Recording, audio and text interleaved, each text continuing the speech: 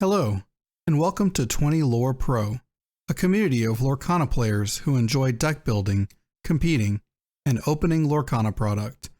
You can find out more at our Discord community, 20lorepro/Discord, link in the description, where we have tons of upcoming events, deck lists, and deck discussions, like in today's video, where we streamed Clockwork Games' 5-round Swiss 1K Lorcana tournament, which featured over 30 players competing for the grand prize. In this video, we'll be watching round 2, Ryan piloting Amber Streel's song versus Gavin piloting Amethyst Steel control. Wish our competitors luck and enjoy the video. Hello and welcome to 20 Lore Pro. Today we are in College Station at Clockwork Games. They are hosting a 1K Lorcana tournament. We want to thank them for hosting this tournament and you, the viewers, for joining us today. If you'd like to learn more about 20 Lore Pro, head on over to Discord, where we have tons of deck lists, deck discussions, and YouTube videos over the latest decks. Thank you again for joining. I'll be your host, SirAshtown. Our producers today are Luxac and Stunning Rob. Many of you may know them from the 20 Lore Pro Discord. Well, today we're over here looking at round 2 of 5 of a 32-player 1K Lorcana tournament, and we're watching a Amber Streel versus Steel Amethyst. Now, a lot of these Amber Streel decks, as we've seen in the past, depending on their playing flute, playing the different songs, trying to get in early with these Cinderellas to sing big.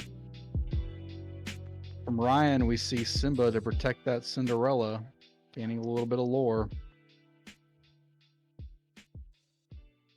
Now, Gavin playing Amethyst Steel. A lot of these colors playing, or this color set, Amethyst Steel, trying to get more of a control matchup, using cards like Fire the Cannons to take away just a little bit of damage, along with Smash to try to get in there to get rid of those harder characters to get rid of.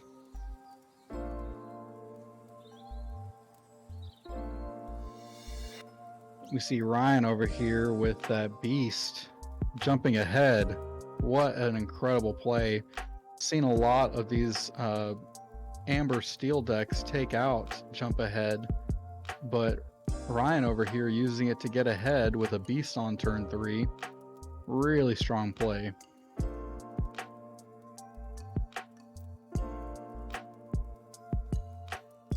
Beast just being one of the best cards from set 2 that we've seen.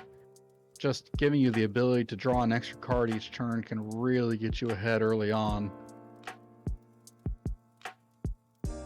A card that has not seen a whole lot of play, jump ahead from set 1, really shining right here in this Amber Streel deck.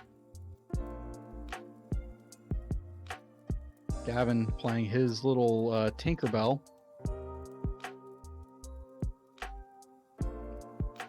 We see Ryan follows up his beast with a Rapunzel.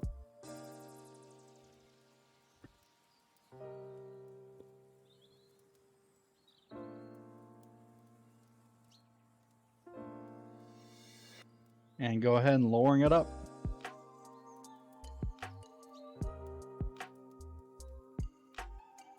I may have missed it, but it looks like he played a Strength of the Raging Fire with one of his creatures to get rid of that little Tinkerbell. That way he's safe to quest with the beast. Gavin with no cards on board, really looking for some outs.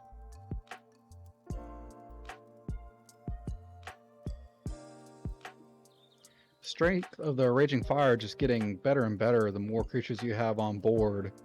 On this state right here that we see from Ryan, just able to deal 4 damage is really strong. That little Tinkerbell, even though it has a 2/4 body, really could not have the strength of the Raging Fire to survive. Ryan here shifting over that Cinderella that we saw early on into Big Cinderella. This card is so powerful, just having the ability to challenge characters that aren't used, able to fight them when you sing a song, and being able to lore for 3 is nothing to snuff at either.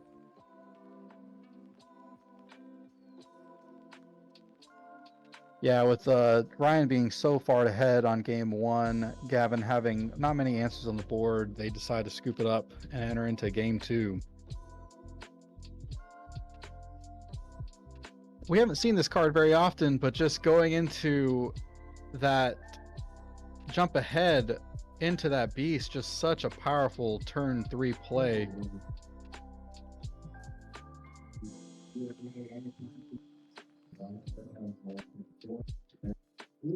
Just in time, being again from set one, just such a strong card that we saw. Haven't seen it in a whole lot of lists, but really did Ryan a big service here during this first game.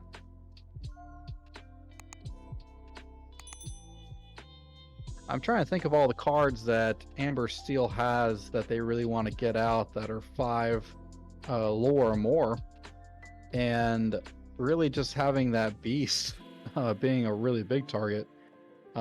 Possibly looking maybe at Cinderella, depending. There's Queen, that's also 5. Some decks I've seen being playing the new Hercules to try to add that resist, but Cinderella being 7, not a good target for that just in time. Now with Gavin over here really looking to try and control the board, they use a lot of draw engines like Friends on the Other Side, Maleficent, try to get card advantage. And some of them have been playing Let It Snow, or Let the Storm Rage On. That way they can draw cards and deal damage at the same time.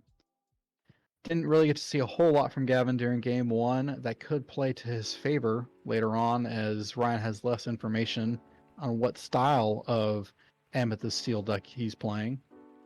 But we'll have to see if Gavin can come ahead on this second match, or this second game of round 2.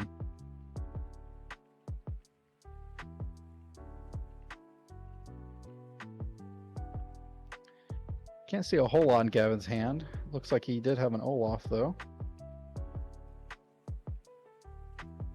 Olaf just being able to kind of hit a little damage at these little 1/1s that sometimes these Amber players play with.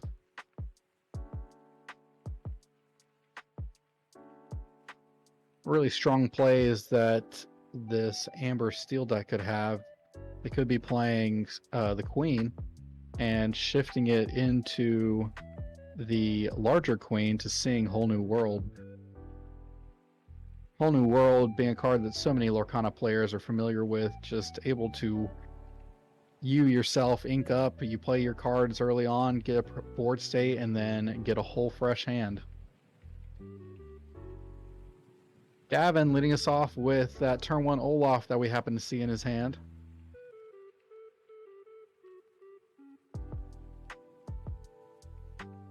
Ryan playing that Queen that I wasn't sure he had, but he happens to have it. We'll see if he can turn that into the larger Queen.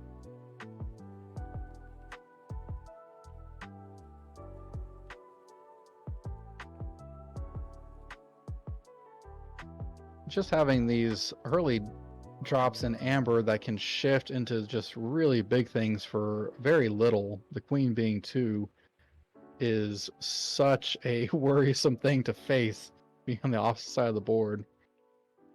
Gavin following up his Olaf with Prince John. I'm sorry, Prince Eric.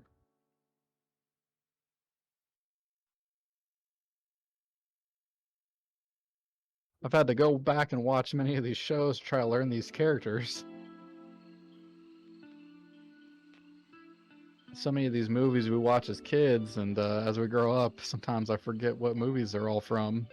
That's been such a joy in watching and playing Lorcana, seeing these iconic characters from my childhood come back to life in card form.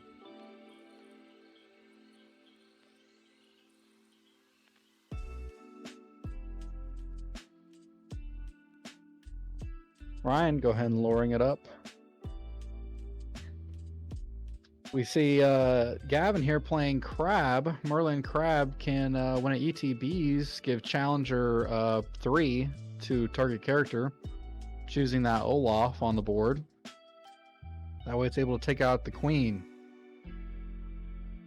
That's interesting to see Crab in this deck. I wonder if Gavin's going to have any of the bounce cards in his list that can allow him to reutilize this Merlin Crab. Challenger 3 being on that Merlin Crab on ETBs and when it leaves the board state, really strong ability that allowed his Olaf to take out that queen. Gavin facing down another beast and uses a Pinocchio to tap down the beast. That way he can possibly deal with it here. Using that Prince Eric with the Challenger 3 and that additional character, the crab, to power it up, getting rid of that beast before he's able to draw too much. Again, allowing him to attack with the crab first to be killed by the beast allowed his Eric to be even stronger to take out this 5 defense beast. Ryan playing Ariel. Look at the top 4, trying to find a song.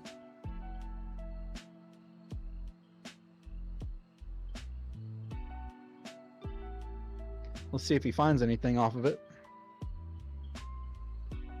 During set 2, we've seen more and more songs be revealed off of Ariel, whereas in the first set, it was hard.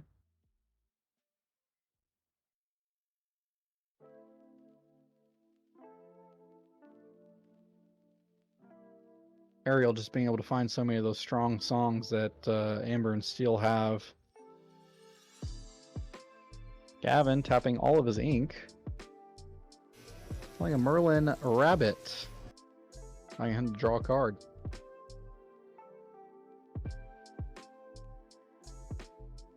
This Merlin Rabbit, just when it ETBs and when it leaves, giving Gavin the ability to draw a card, can be really strong, especially if you're playing some of those bounce cards, or if you're playing Merlin Crab and you're using them to just challenge into your opposing characters.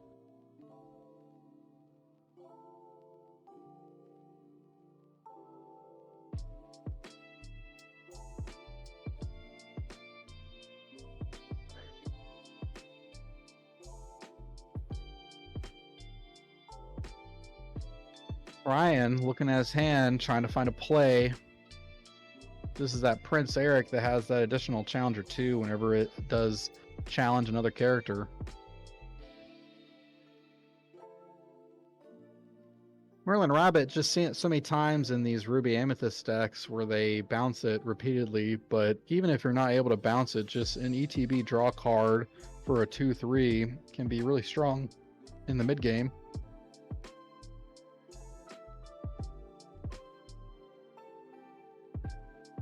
Ryan getting a little damage on that Ariel and using Rapunzel to draw some. This play with Rapunzel, just having your own creatures be damaged just a little bit and then healing it so that way you can draw, something that a lot of Amber decks have been doing. Really strong to be able to recover your character and then draw cards off of the recovery. Seeing a ton of Amber cards that have this healing ability that I think we may see as an archetype going forward. Gavin getting some ink, tapping out to cast his big Tinkerbell. Doing additional damage to that Ariel means that this Pinocchio can finish that Ariel off. Tinkerbell just being such a strong and powerful character, favorited by most people who play Steel. Really big body, 4/5, with the ability to shift from that small 2/4 Tinkerbell, which is already strong herself. When an ETB is able to just deal 1 damage and maybe clear up some of those already damaged characters on the board. A lot of times I've seen Tinkerbell be played and then the following turn, those 1 damage characters getting cleaned up by a card like Grab Your Swords. A lot of these control decks are playing those types of cards to try to sing and save their ink for something else. Ryan playing a Simba. That way he can draw some cards off of the Let the Storm Rage On, protecting that Rapunzel. Dealing some damage to Tinkerbell.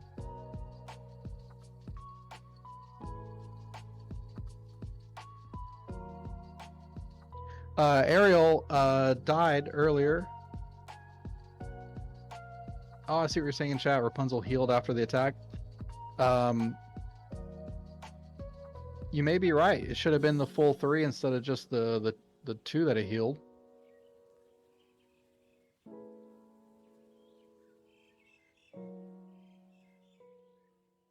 That may be something that the 2 players missed.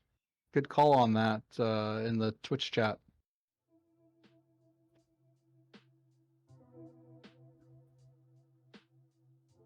Gavin using his Tinkerbell to take out the Simba and then dealing the extra damage to Rapunzel. Finishes off with the Merlin Rabbit.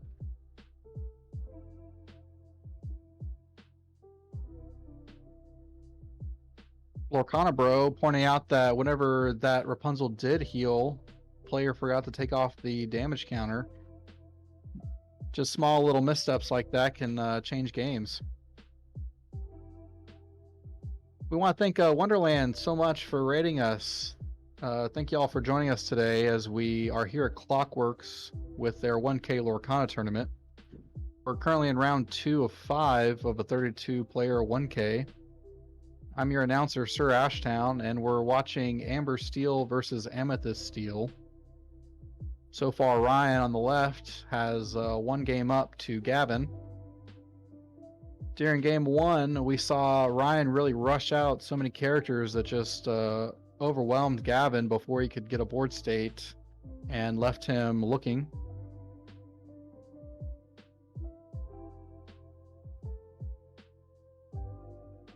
Ryan here playing a Moana. Have not seen this card in a long time.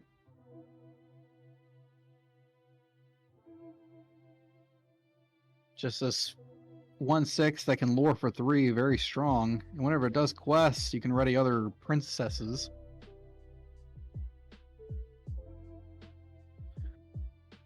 We do have a spotter at the table. They're just running back and forth, also judging the rest of the tournament.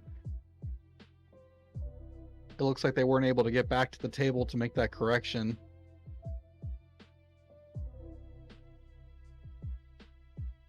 Sometimes once these games get so far ahead, it's so hard to come back and correct the board state that's there.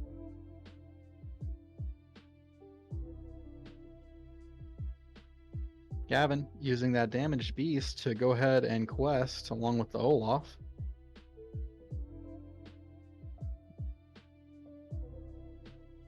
It almost feels bad having damage on beast because you're not able to draw, which is what you really want to do. But just the ability to be such a big beater afterwards can be a big danger if you forget and let it go on too long.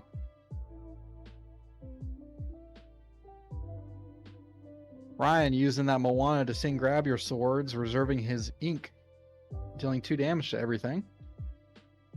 Not quite enough to get rid of the beast, but enough to do a lot to the Olaf and the Merlin Rabbit.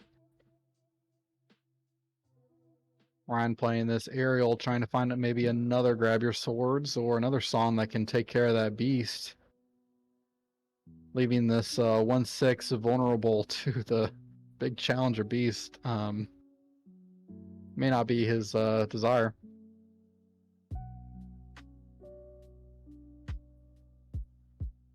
But it's something he's got to do. We see Merlin Fox in Gavin's hands. He's able to bounce back something and then maybe replay whatever that is. Beast probably being a good target for that. Looks like that what's Gavin is exactly going to do. Luring up with the beast, bouncing it back to hand. It will deal some strong damage to that Moana. Madam Mim Fox just being such a staple in these these Amethyst decks. Able to just bounce any of these Merlin Rabbits, the goats, but especially this beast here, that way he can recover some damage. Not able to replay it, but able to use a smash to take out Ryan's Ariel. We're seeing a stark difference compared to the first game, with Ryan just building up a board state so quick that Gavin couldn't recover. Gavin's able to hold his own ground here and really lure up and do what he can to get ahead. Gavin using his Merlin Rabbit to do the finishing damage on Moana. We're looking here at Gavin with 13 lore to Ryan's 3. We're going to have some cards from Ryan, like grab your swords that can maybe clean up the rest of the board. Get rid of that Madam Fox, do some damage on Olaf. Or maybe just play some stronger cards like Beast that can help him get ahead in the hand. That's the thing about these Amber Steel decks. They have a lot of options, especially if they can get there. Ariel being one of them that can let them look for strong cards. See Ryan playing a Simba into Let the Storm Rage On, dealing 2 damage to the Olaf.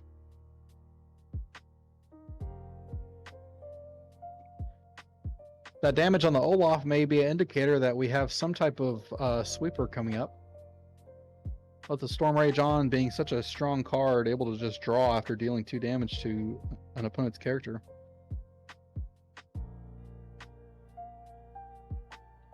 Gavin here with 16 lore. Game is looking very close. Let's see what Ryan's thinking. It looks like his ink is right at 5, which is exactly enough to clear up this board with Grab Your Swords. It's always difficult in these games when you have to conserve your cards, but also have enough ink to play everything. Gavin playing Tinkerbell out there, a 2 quester, which at this point is pretty good, being at 16.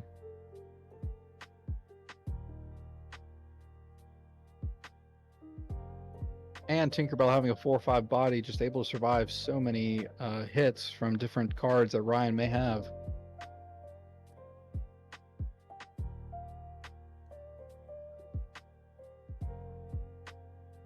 We see Ryan really thinking about what he can do to try to deal with this Tinkerbell, just giving Gavin the ability to gain 2 lore going up to 18. Getting so much closer to 20 for game 2. Ryan already being ahead 1 game means that we could go to a game 3. Looks like Ryan scooped it up, revealing a whole new world. Not really sure what to do next. Decides to go into game 3. Oh no, it looks like he played it. I misspoke. I apologize. He did decide to play it. He revealed it, and he played the whole new world. Trying to find some out. I apologize for speaking too early. Trying to see if he can draw into something that can deal with this Tinkerbell for the next turn. Lures up with the Simba.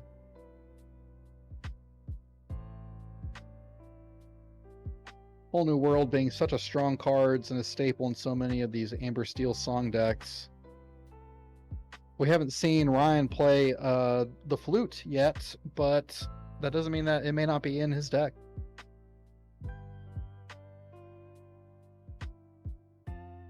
Gavin playing his Beast, trying to gain some advantage with cards. Even though he got a fresh hand with Whole New World, doesn't mean that he doesn't want more.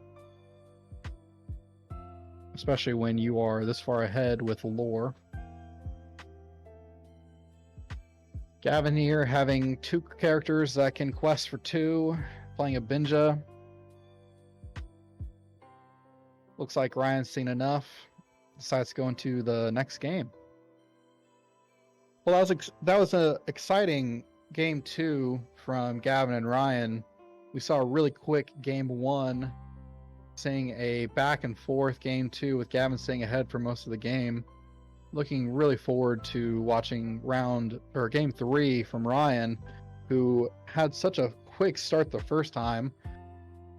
We were looking at this the beginning of the first couple of turns during game 2 that Ryan had the queen, possibly could have shifted into the larger queen and then played Whole New World, but didn't get to see that happen.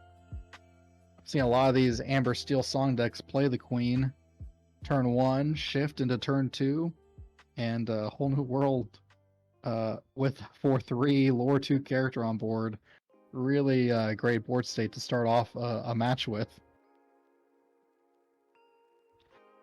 I want to thank everyone again today who's here on Twitch. We are 20 Lore Pro, and we are with Clockwork Games for their Lorcana 1K with 32 players. If you've never been to College Station, home of A&M, if you'd like to find out more or watch the videos, 20 Lore Pro has a YouTube channel where we post all of our deck lists as well as deck discussion videos and product opening. You can find out more about these decks and other deck discussions at the 20 Lore Pro Discord. Thank you so much, Thea Beastie, for the raid. Really appreciate y'all coming in today. As you're joining, we are in round 2 of 5 of Clockwork Games 1K Lorcana tournament. I'm your announcer, SirAshtown, and we're currently watching Ryan versus Gavin. Ryan using a Amber Streel song deck, while Gavin's playing with a Amethyst Steel control. Thank y'all so much for the huge raid. Really appreciate y'all coming in and joining today. During the first match, we saw Ryan play a really quick turn 1 into turn 2 and really just overwhelming the board state very early. Gavin wasn't able to overcome, and they shook hands very early. On game 2, Gavin was able to come back and really establish himself as a board state and take out a lot of the troublesome cards that Ryan had, like Beast and Moana, which is a card that we were glad to see in his deck. Gavin not being on the play, Ryan will be playing first for game 3 of round 2. Again, thank y'all so much for joining us today. Thank you, Thea Beastie, for the raid. And thank you, Wonderland, earlier for your raid as well. Appreciate y'all coming in.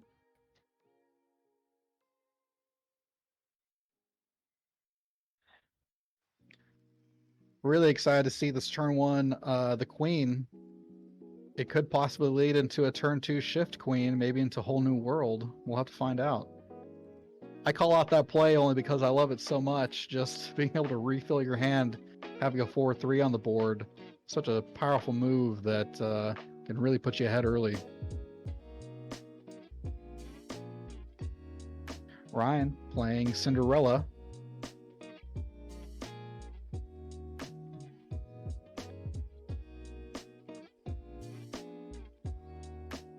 Rubber Duck Z in the chat asking who won Thea's event. It looks like it was Ruby Amethyst. We've seen a ton of Ruby Amethyst decks running around in a lot of tournaments, and today is actually no different. For some, that could be a good thing. Others, that can be not so good. Cinderella just being able to loot. Look at your hand, decide what you want. Ooh, and Ryan, this is what got him the first game, playing that just in time that we haven't seen a lot of these decks, into the Big Beast. Getting him really far ahead on card advantage. Some of you may not remember from set 1 this card just in time, giving Ryan the ability to play 5 or less character. Choosing to play Beast, one of the best targets, I think, for this deck to be able to play on turn 3. Gavin staring down a big Beast with nothing on the board, but a damaged Beast with a smash. We'll see what Gavin can do to maybe clean up this Beast and try to get back into the game.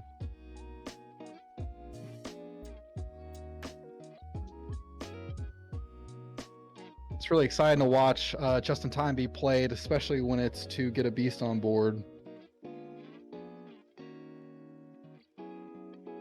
Beast, when it's damaged, not able to get you the extra card, but is able to lure for quite a bit and challenge for a whole lot. Ryan playing Ariel. Passing over to Gavin.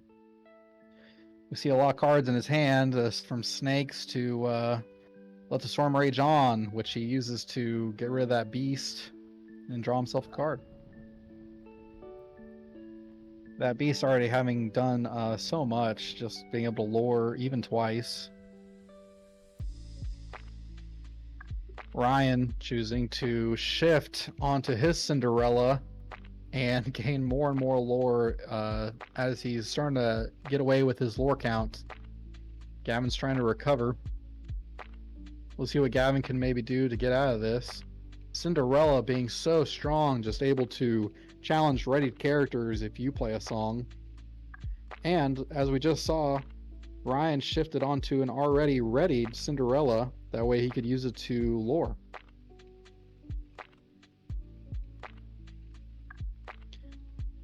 Gavin thinking about his options.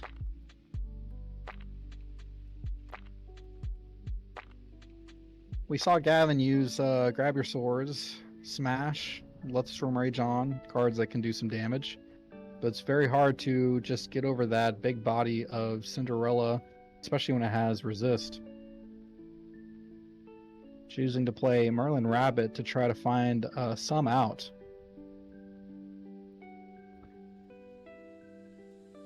Pretty difficult when you're facing 12 lore with a big Cinderella on board.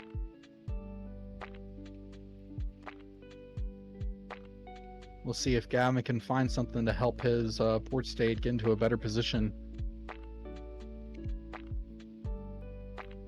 Ryan choosing to say, I don't need to play a whole lot, I just need to present lore, which he does. Being up to 17.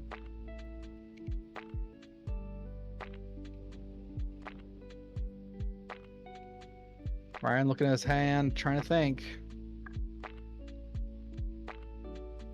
Inked Prince Eric.